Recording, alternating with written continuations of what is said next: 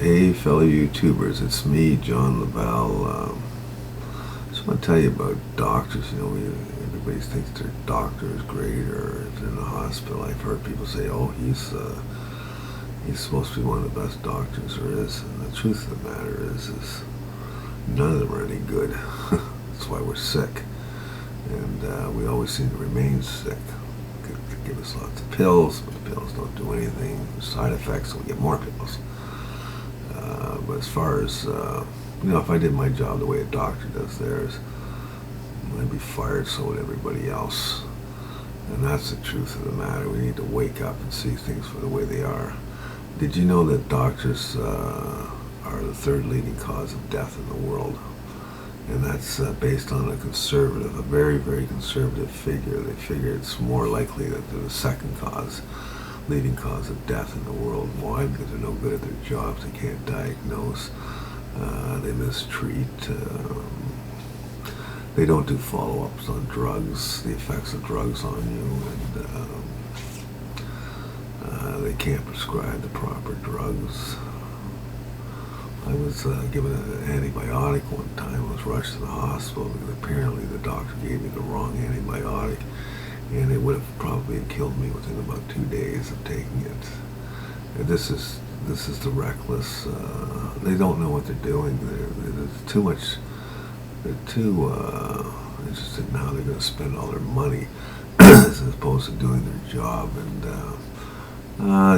the training is dinosaur. A lot of that stuff that they've been trained through medicine is all hand-me-down stuff that's been going on for hundreds of years. And this is the problem, is they're not up to date. They don't know how to read reports from tests and stuff like that. They can't interpret stuff. That's why doctors are always arguing with other doctors on everything, because there is no general consensus. It's just, what I think. It's the thing they need to do, is stop thinking.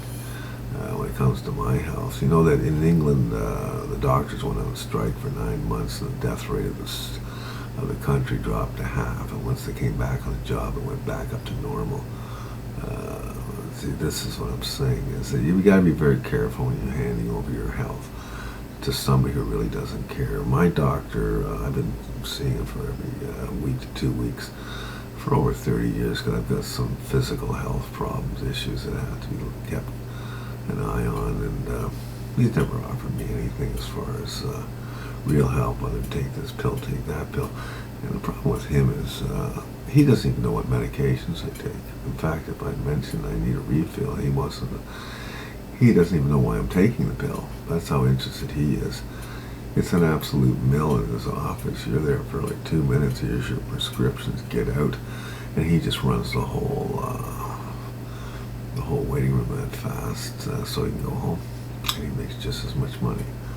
And that's the problem with medicine. It's just, all of this is a money pursuit now. It has really not a lot to do with the care of a patient. If you go back, say 100 years ago, a doctor would get out of bed in the middle of the night and get on a horse and ride through 5 miles of snow in a cold, blustery night, in the middle of the night, to be with a patient, to bring some relief to their suffering or concerns. And what would he get?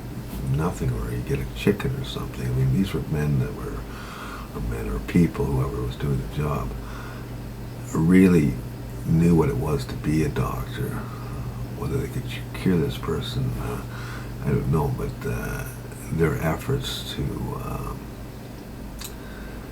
try and help their fellow human being was really there. But today, it's not there. It's just a money machine is all it is.